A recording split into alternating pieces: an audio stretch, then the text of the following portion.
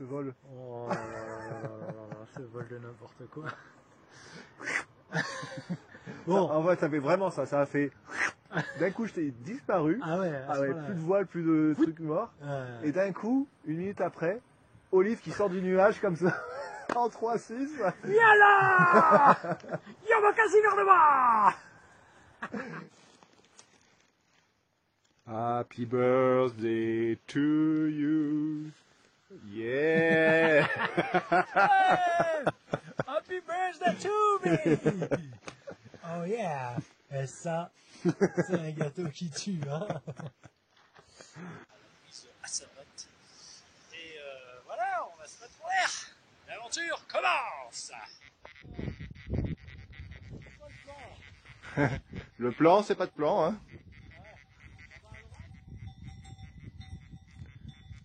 On a des supportrices.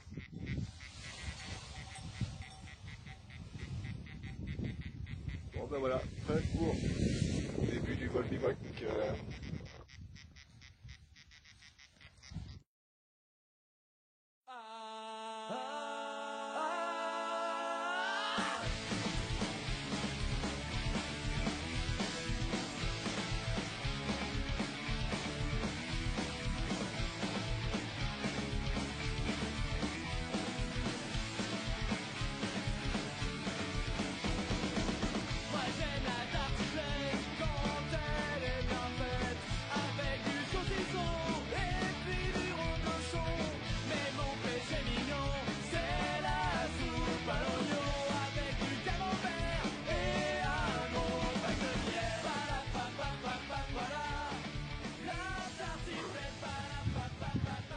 Bon ben de retour sur pattes. Ouais. J'ai posé comme un con en dessous du chalet de Meyer. Olive a posé en haut, on s'est rejoint, on a un peu bouffé et puis voilà, c'est reparti pour un rando. Pour trouver une petite face bien exposée qui nous fasse remonter un peu là-haut, puis un peu là-haut, puis un peu là-bas, et puis après un peu là-bas, mais ça c'est dans l'idéal. Plan sur la commune. Alors là, on a, qu'est-ce qu'on a fait là? Wow, on a fait n'importe quoi. On a fait nop et on est parti de où? Des chalets de Vermeil, non Merreil, Mérieux, ouais, chez l'Altiport là. Ouais. Et on n'avait aucune chance, donc on s'est dit bah vas-y, de toute façon on n'a aucune chance, on y va quand même. On avait le vent qui venait du nord, qui venait de la paroi, qui sortait de la paroi, de côté. C'était sur une pente hyper pentue, on avait galéré pour monter les sacs de 20 kilos là-haut. J'en pouvais plus, moi j'étais au bout de moi-même, bon bref.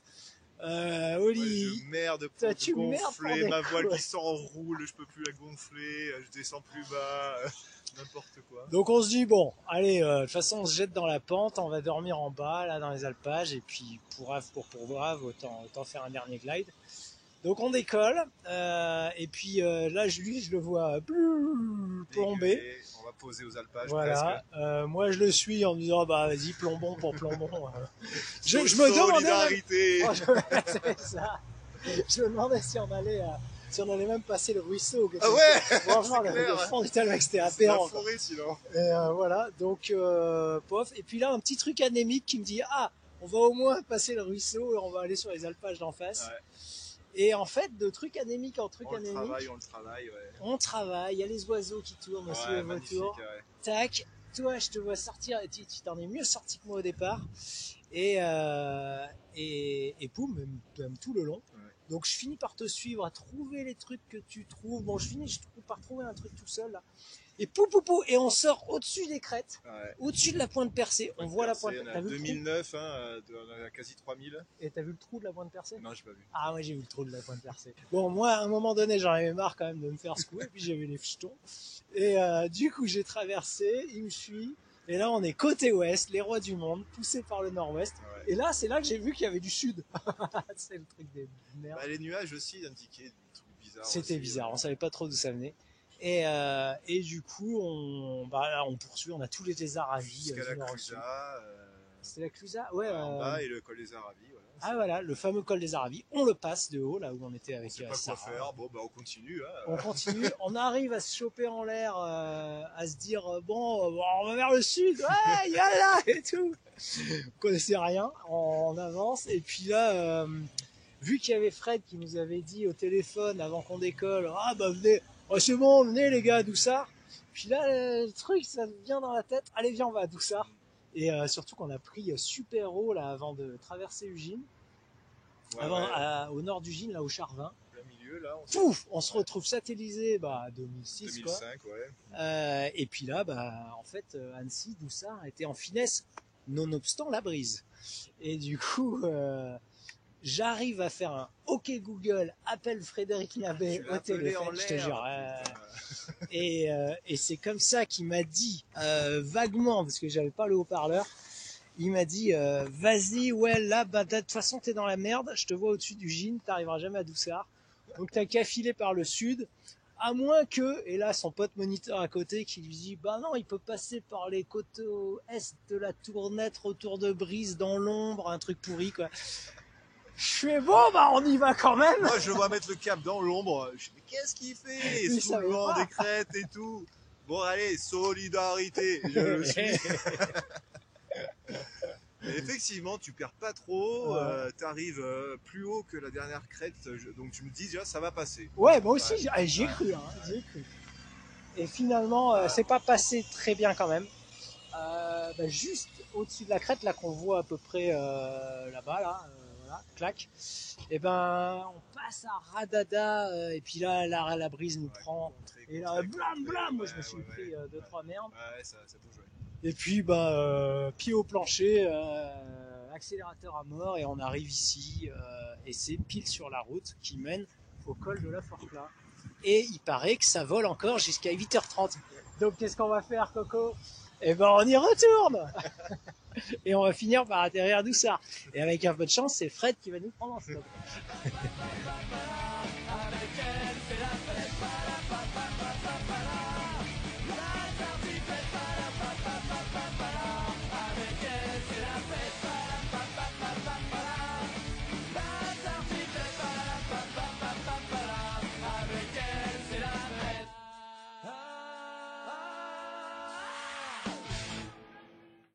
Ouais. Alors là, on a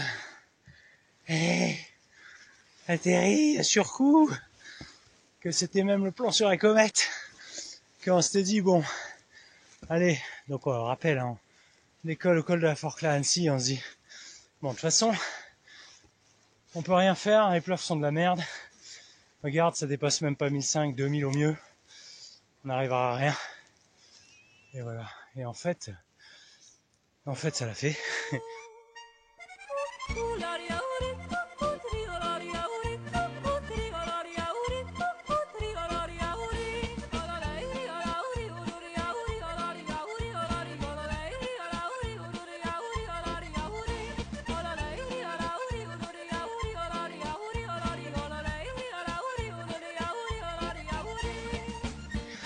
Et miraculeusement, on est arrivé à ce qu'on disait, plan sur la comète, si jamais ça fait. Sur coup. Et là, il y a du monde qui décolle pour un vol du soir. On est arrivé il y a 1h30, j'avais un mal de crâne. Du coup, je me suis endormi direct. Et donc là, derrière, là ou au loin, il doit y avoir un truc qu'on appelle le Mont Blanc. Ah bah tiens, il est là-bas. Petite pointe blanche là. Et demain matin, on décolle en est, alors que c'est sur les contreforts ouest des Arabies, mais c'est pas grave. On va se jeter dans les faces est derrière le plateau et de toute façon c'est au culot, hein. On a tout fait au culot jusque là, on continue. Et du coup là on s'apprête à dormir, donc on monte nos ailes au sommet, là il y a Olive là-bas, et on s'apprête à bivouaquer dans nos ailes. Il n'y a toujours pas de matelas, on va se trouver un coin d'herbe, et puis ça va faire, on va se faire à bouffer, avec un coucher de soleil de ouf sur le Mont Blanc d'un côté, le lac Léman de l'autre côté, là-bas, et puis Genève, le Salève, qui est au fond. C'est vive le vol bivouac en montagne. Bon, petit coucher de soleil Mont Blanc. Alors, t'as préparé ta chambre? J'ai préparé ma fiole. Ouais.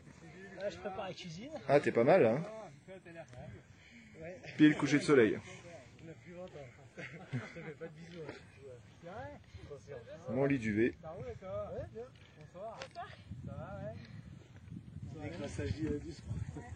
Tu sais, Olive, Yes. le truc con, c'est regarder le soleil. Alors c'est que ça éclaire qui est beau. Ah, je suis un peu d'accord avec toi, ouais.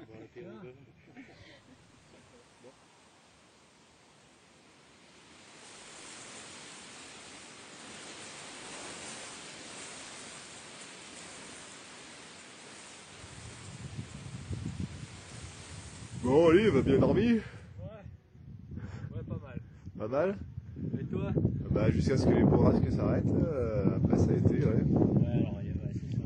Le truc, c'est dormir dans les ailes de parapente alors qu'il y a du vent qui se lève dans la nuit, c'est pas technique. Tu dis que ça va gonfler, s'envoler. On va finir dans le lac Léman, qui est tout là-bas. Et du coup, Bon, il est 10h, c'est un peu la merdasse là, au niveau du vent. Je sais pas si on va pouvoir décoller. Toujours un gros vent de sud là qui nous vient de derrière là. Ouais, donc là c'est possible qu'on traîne un peu ici, voilà, on fait des scénarios et puis on verra. Les scénarios dans The Comet. En fait, le problème, c'est qu'on n'a pas de cocon avec le copain, donc on a vite froid en l'air si on reste longtemps en altitude avec le vent. Du coup, bah, j'utilise ça pour mettre. En fait, j'ai le pantalon là, avec les fermetures éclairs là. Et du coup, j'utilise un sac poubelle pour la jambe de droite.